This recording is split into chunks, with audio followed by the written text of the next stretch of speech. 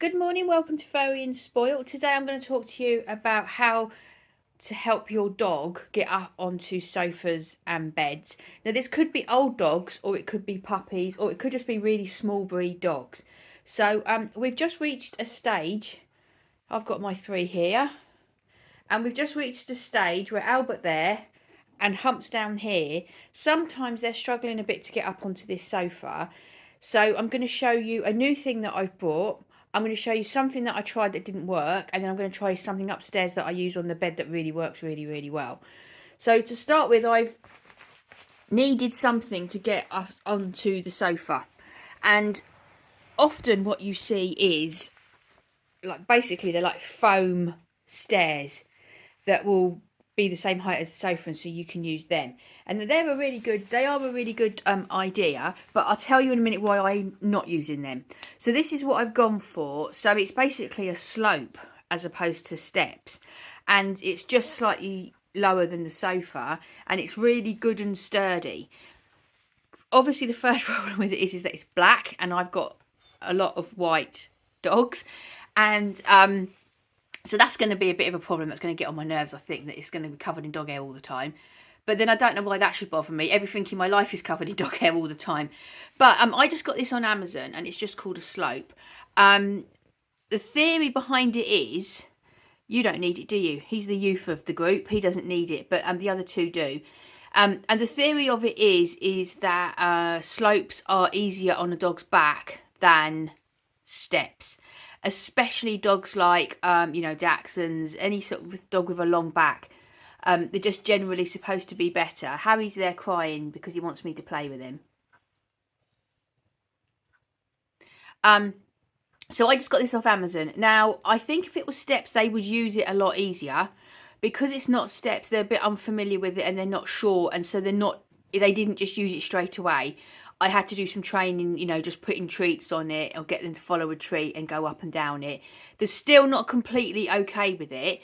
So let me show you what I'm actually doing with it.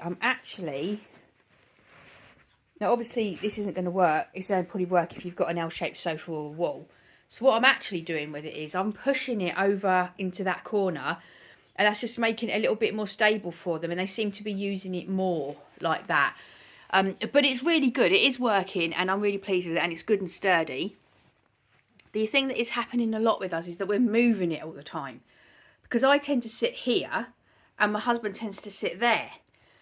Obviously if people come round, we have to just move it all the way out the way, but when it's just us two, then we tend to find that we're moving it a bit, which probably isn't an ideal thing. But anyway, it's early days with it, and we're getting used to it. But I'm happy with it. It's the thing that will stay. I can't see any problems with it. Like I said, I just got it on Amazon, but you can get them all over the place. I'm going to tell you something that I've tried that hasn't worked, and then that will explain to you why I haven't used the steps. So this thing here is actually Hump's bed. That's Hump's there.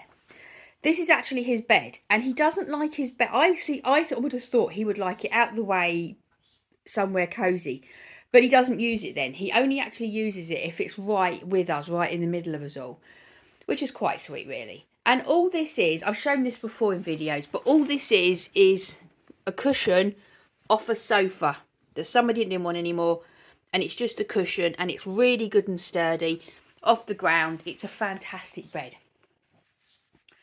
for free, so very good. So what worked great was this being in front of the sofa, because they can stand on that bed and then get up onto the sofa nice and easy. If we only had one dog, that is the ideal solution, I think, because it's there as their bed, and then when they want to, they can just get up onto the sofa nice and easy. If we only had one dog, that is definitely the solution I would have gone for. But because we've got 3 dogs, the reason that doesn't work is because if Humps is asleep on there, bless his little heart, and Albert wants to get down, he was jumping down on top of Humps. And when Humps was asleep, that was a really bad idea. So this answer hasn't worked. So this bed doesn't actually live there anymore. I've moved that round to around beside the sofa so that we're not too cluttered. But if you've only got one dog, that is a really good solution.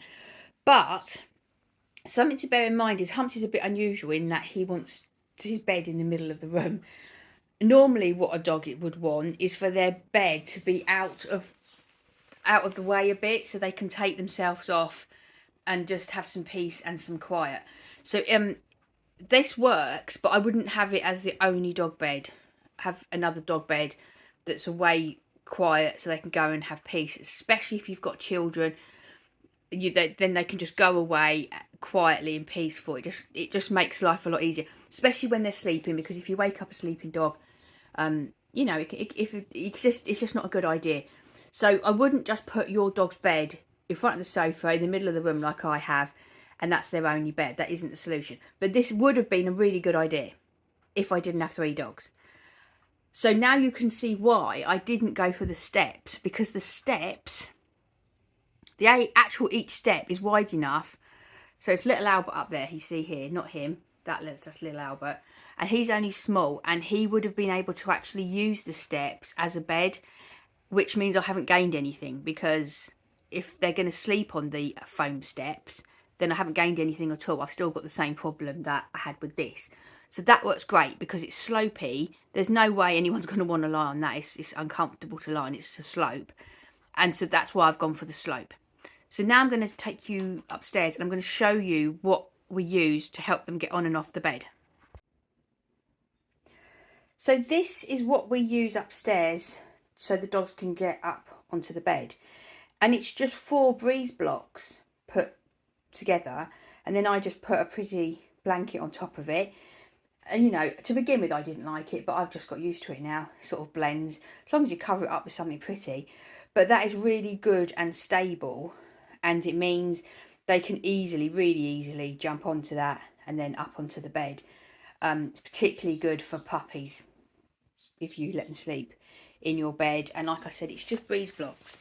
Let me show you in case you don't know what a breeze block is. Look, just whole below cement breeze blocks. I think that's also a bit neater and a little bit smaller than having the foam steps or the foam slope. So I'm going to stick with that. We've had that there all the time really, because the beds were quite high, and that's worked really well. So while that is that problem sorted, I do have another problem that I'm not sure how I'm going to sort out. So even though I've owned dogs for like, I don't know, 25 years or something, I don't know, I have never had this problem. Hello, Humps. Hello, my darling. I've only ever had either really big dogs like German Shepherds that we didn't let upstairs, or I've had dogs small enough that I did let upstairs, but I couldn't carry them up and down the stairs. The problem I've got at the moment, so little Albert there, he sometimes needs carrying up to bed, and that's fine. I can carry him, no problem.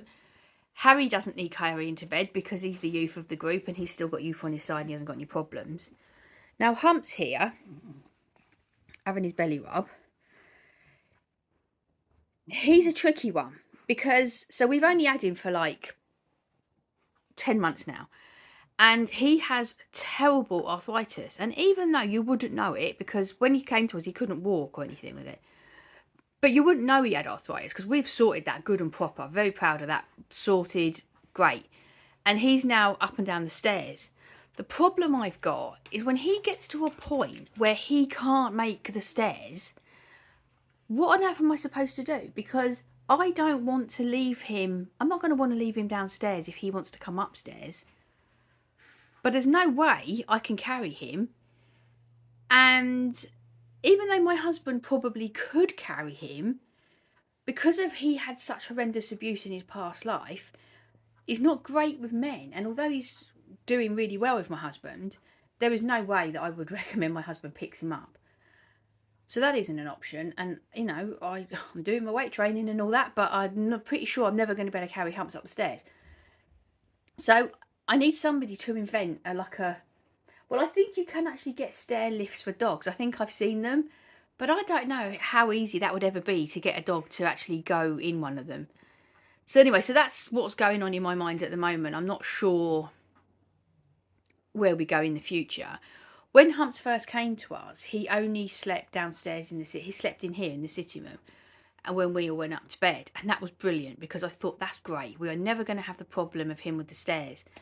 But then as he became more and more one of our pack, you know, he joined our family and became one of us, he comes up to bed and sleeps with us upstairs. And I'm just not sure what's going to happen when the stairs are a bit too much for him, because we don't know how old he is. His Korean papers said that he's 6, but I think he's more like 12. So I'm aware that that could be a problem that we hit quite soon. So I don't know what I'm going to do about that. So that's my only other problem. So if any of you have got a dog that's is older, I suppose would be the main reason, and isn't able to get up the stairs at night, and is too big for you to carry, what have you done? Have you just left them downstairs? I really wish he would get you. Maybe, I'm hoping, maybe what will happen, maybe this will happen, maybe when he gets to that point, if he gets to that point where we can't make the stairs, he will just want to sleep downstairs, because it's easier for him than trying to navigate them. Some days, if we've had like a busy day, he goes up the stairs, but he looks to me like he's struggling a little bit. And I really wish he wouldn't do it, because even though his arthritis is doing remarkably well, it's still not great for it. I wish he would just sleep downstairs. And I know some of you will say, well, why don't you just not let him upstairs? But we all go upstairs, and he's part of our pack, and he feels safe with us. And remember, he's only been here, he's only been in this country, he's only been with us 10 months. Before that, he was in hell in Korea. So if he wants to be with us, I completely understand that. So that's a little bit of a dilemma, what I'm going through at the moment. There's always a dilemma with dogs in there, always. So that's just what I'm going through at the moment. But the good news is I've sorted out the problem of everybody being able to get up and off the sofa. And the thing that I've used forever with the bedroom is still fine. So that's all good for now. We're all sorted. But please, if you've got an answer to the stair thing, or just can you just tell me what you did with that? Because like I said, I've had dogs before. Obviously, I've had dogs for years. But I've always been able to carry them up and down the stairs myself. Or they've been big, big dogs. And they never came upstairs. They were always downstairs. So I never had that problem before. It's funny, isn't it? You can own dogs for so many years. And I have owned them for years and years. And yet one of them will still throw a problem at you that you've never encountered. It's ongoing. So we'll leave you a hump, chewing away on his toy. He sort of sucks it. I suppose it's comforting for him. Sort of sucks it. So that's it. You know who I am on social medias. I do my dog tip of the day on social medias. And if you've got any questions, pop them into comments as always. I always get back to you and help you where I can. And that's it. So thanks very much for watching. I hope that you and your dogs have a lovely day. And we will all see you in the next video. Bye-bye.